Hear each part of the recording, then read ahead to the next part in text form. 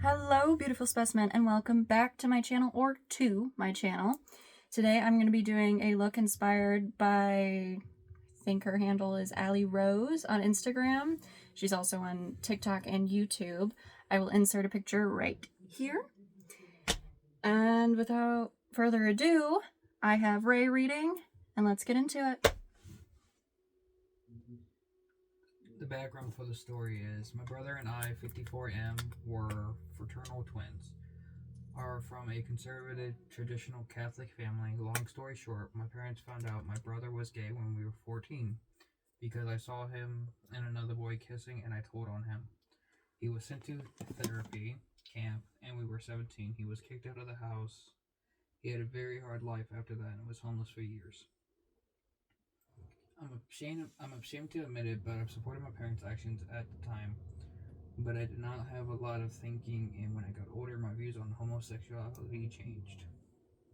25 years ago, I found my brother's phone number and called him to tell him I was sorry, that I wanted to reconcile. Reconcile? Yeah, that word. He did not accept my apology. I said that I hoped he could forgive me one day. I tried to stay in contact with my brother over the years. I called at least once a year, try to that word again. Reconcile? Yep. With him many times, but he was distant. 2 years ago, he had told me to stop contacting him. That upset me, but I stopped. A month ago, I found out that my brother had died, and his husband was arranging his funeral. I didn't even know he even got married. I was devastated to hear about my brother's passing. I did some digging and saw that his husband posted about his funeral on social media. It was in the city he moved to, which is in another state. I took off work and went to the viewing and got in with no problem. Everyone there knew each other, but no one recognized me. When one of my brother's friends asked who I was, I answered that I'm his brother, and she just said, "Oh," and gave me a dirty look. I could hear people talking about me and eventually reached my brother's husband.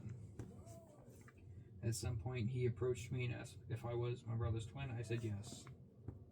My brother's husband asked me to leave. He said that I was unwelcome and my presence would make everyone uncomfortable.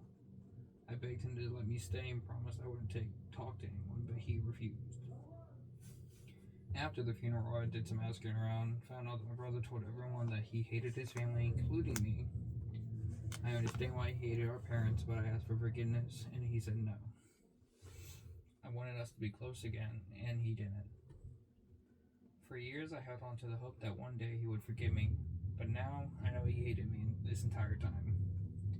I know that I deserve it, but it's hard to accept. Part of me is glad I went to my brother's funeral because I would have gone no matter what, but part of me regrets it because no one wanted me there, and everyone in my brother's circle hates me. I feel like I desecrated my brother's funeral, but I needed to say sorry and goodbye once more. My heart is broken because my brother is gone. I've been depressed and losing sleep over this. My wife and kids are worried because I've been so depressed. I know there's nothing I can do now, but I don't know if I made the right choice. I don't know what they're asking for the a-hole part, but They made the wrong choice a long time ago. I understand that probably back then, when that first occurrence happened, it was not like it is now, but you made the wrong choice by not choosing to support him and choosing to just ultimately ruin a portion of his life and not be a part of it. It is perfectly acceptable for him to not want you back in his life, and that you never will be, clearly. There's nothing wrong with the way that he was living, and the fact that he didn't want anything to do with you, that sucks. This one's from Am I Wrong?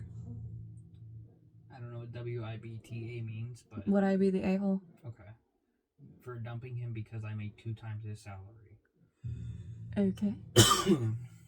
I, 28F, have been dating someone 32M for about a month now, and as the title says, I make quite a bit more than him. He also has a pretty hefty sum of debt, so he's living with his parents to pay it off. Meanwhile, I'm debt free. So far, he's been loving. So far, he's been lovely. We split expenses 50-50 for the most part when it comes to buying food, movie tickets, etc. He's extremely empathetic, thoughtful. I enjoy spending time with him. I look forward to seeing him. We have shared philosophical beliefs. Things are easy, etc., etc. As I, as I've said, it's been a solid month. It's more than that. Seeing each other consistently, and I think the question is in the back of both our minds: where is this heading? Where this is heading? Is it starting to brew? I have a feeling we are coming at a crossroads to DTR sooner than later, and in many ways, I'm ready to commit. However, as the title suggests, I have fears about our differences in financial status. There's a significant difference in our individual lifestyles because of this. Traveling is extremely important to me. I take an international trip once a year, and I would love it if my partner could come with me one day and travel together.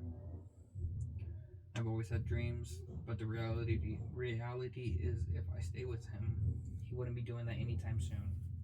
I wouldn't be opposed to traveling by myself for those trips, even if it's not with my partner, because traveling is my dream. But he couldn't even be able to afford a long weekend away if we wanted to, or something. I also generally am just able to more comfortably afford certain things in my lifestyle, like a more expensive, reliable car, having financial security in general, living on my own, etc. I'm really worried if I move forward into a relationship with him over time, I will inevitably be held back by some of these things. I feel like I'm inventing problems and jumping the gun. But what if we get married? All of a sudden, our finances will be combined, and I too will be helping pay off his significant debts, and I would imagine my lifestyle will be scaled back because of it. I've asked him about his career goals, and he seems pretty content with where he is now. It doesn't seem like he has plans to at least try and pursue a higher paying career. That being said, he's still responsible with his finances. He's working on paying off his debts. He has a much more simpler lifestyle than me, and he seems much more content with living that way than I would be. If I was in his shoes, I would be eagerly seeking a higher paying job. Stop it. My cat is being a cat. It's the easiest way to put it. Was that all? Your finances do not have to be put together. My husband and my finances are not together and will not be together. Will we have certain things joint? Yes. For example, a house. However, his debt is his debt unless we get divorced. Then I legally have to take some of it. Vice versa. So, if that's what you're worried about, a little bit shallow. Just a little bit shallow. I was thinking it's more than a little bit, but money isn't everything. No, it's not. You can live quite happy and quite comfortably without a lot of money. Like me. And it's been proven many times. Like, you don't have to be able to afford brand new cars. As long as you can get from point A to point B, honestly, you're good. But, I mean, if you're questioning that, then do you really want to be with this person? Because it does not sound like it. Next one is, am I a butt face? Am I a butt face? Did I really betray my best friend, or did I betray myself? Okay. Yeah, okay, I had to make sure I read that right. I, 45F, have an ex-boyfriend that I very much am still in love with. He ended very badly. We ended very badly back in 2020, and he cheated on me with his new girlfriend for the first 10 months they were together. We haven't spoken in 4 years, had zero contact. He reached out to me in June 2024. I was elated. He explained him and his wife are separated, and she had moved out. It's looking like a divorce is imminent. I believe everything he tells me. As time goes on, it's clear to me that he has no desire to leave his wife. He also doesn't want to stop seeing me. I try and tell him that this isn't working for me. It truly hurts me, and he keeps me in a constant state of emotional turmoil. I've made my true feelings and intentions very clear. I'm also sick that I'm an active participant in cheating on his wife for a second time now. It's really starting to bother me. I've always hid his secrets, not helped. I've always stayed loyal to him. As time went on, he was very disrespectful with how he went between us, sleeping with the both of us the same day, deceiving us, manipulating me with love bombs, and keeping hope in me so I won't go anywhere. Poop went down. I posted a video of us driving, no faces but sound. It was an accident and an oversight by me. I never wanted her to know. Tim is furious with me. Tells me I did it on purpose. I bring too much drama. I'm just too careless, and he needs to detach himself. His wife reached out to me in a text the next day. She wants to know the truth. Told me what their agreement was. I was just mortified by her statement. He had been lying through his teeth to her and me. He was telling her disrespectful and disgusting things about me, using it as a tactic to keep us hating one another. And that is the end. Wild. Someone like that don't deserve anyone.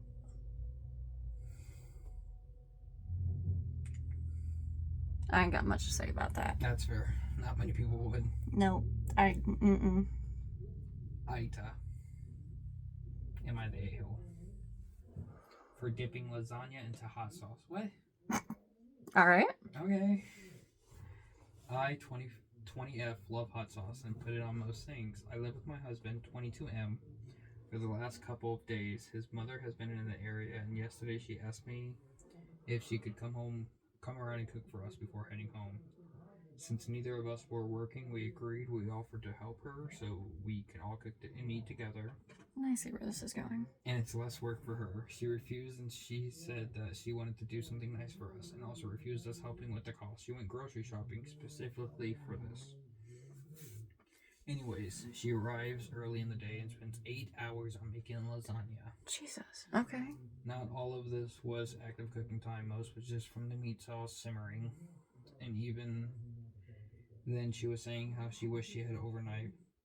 We have an apartment, and there wouldn't be room for her to stay the night. I am grateful for the time she spent and thanked her multiple times, although her coming around for such a long period was more than we had discussed and didn't mean we had to reschedule some plans we had made for earlier that day. It comes time to eat, and we have lasagna and roasted potatoes. This is when the problem started. We keep condiments in the middle of the dining table, and I put some hot sauce on my plate. Dip the potato in, dip the lasagna in, make eye contact with my mom-in-law. And she looks at me like I'm eating a human baby, puts down her plates, pushes it away, and begins getting ready to leave. I ask her what's wrong, and she tells me she has never been so disrespected before by any of my son's women, and that she spent 8 hours slaving away just for you to ruin it with that crap. My husband did defend me, but my mother-in-law has now began a narrative in the family that I'm ungrateful. I'm not sure what I did wrong, actually wrong or not. Nothing. You did nothing wrong. Like, I guess that's me with, like, A1 when it comes to any type of meat that I can eat, is I always put A1 on it. It doesn't matter how good it is, I always put A1 on it. And it's just hot sauce. It doesn't ruin any dish. Technically, it's enhancing the flavor, realistically. But that depends on if the family's Italian. Because certain Italian families like to keep it how traditional it is. Yes, but you can't fault someone that's not that with what they put in their body, how they do it, and I don't think she did anything wrong. You got time for another long one, or? Yeah. Okay. Am I wrong for waiting for my girlfriend? Okay. My girlfriend has recently been really overwhelmed with school, her work, and family recently. I've been giving her space. I haven't seen her for 2 weeks, and I have been asking to meet up and have a proper conversation. On Friday, she texted me and asked if I could pick her up from work, and thought this could finally be our chance to talk. I had plans to play soccer that evening with a couple of my friends, but I canceled because I really wanted to see her. When I picked her up, she told me she had a nail appointment at 5 p.m. I didn't mind, and I drove her there. It was about an 8-minute drive, and then told her I'd come back to pick her up afterwards. She said, "We'll see." Since she can't really use her phone during her appointment to give me a heads up for when it's finished, nor does the place have a waiting room, I stayed in the area, ran a few errands nearby, so she wouldn't have to wait outside in the cold. Nail appointments usually take about 2 hours, so I came back around that time and waited another 20 minutes for her to finish. When she came out, she told me her friend was picking her up instead. I was upset and asked her why she didn't tell me earlier that she already had other plans. She got mad and she said she didn't think I'd actually wait around for 3 hours, then asked why I didn't have anything else to do. I told her I did have plans, but I canceled them because I thought we were going to hang out and talk. I didn't think she wanted me to come just for an 8-minute drive and nothing else. Now she's mad at me and not responding to my texts. Did I do something wrong here? Was I wrong for assuming we'd hang out afterwards? I had assumed if she had other plans, she would have just clarified that initially. I didn't think of after not seeing each other for 2 weeks, she'd only want to see me for an 8-minute drive. That's the end of the story. You're too good for her. That's all I'm gonna say. Like, get someone that values you the way that you value her. Not many people nowadays would wait around for your nail appointment to be done and be happy to pick you up or take you anywhere, or it didn't say that he paid for them, but for example, paid for them. Like, clearly all you want from OP is the rides and things that can be provided to you. That's exactly what the first comment says, because as soon as it finished the story, it shows the first comment. Mm-hmm. I was like, so your girlfriend uses you for rides? I'm like, yeah, that's what I can see too. Mm-hmm. That's not really, like, you're not a chauffeur, but she's treating you like one. It ain't worth it. Find someone who values you the way you value them. Still got time? Mm-hmm. Okay. Am I the butt face for calling the police? So this one has a photo with it. Please confirm you need police help. If I don't hear from you with a no, if I don't hear from you with a no, I will call them in 5 minutes and they will show up to your house.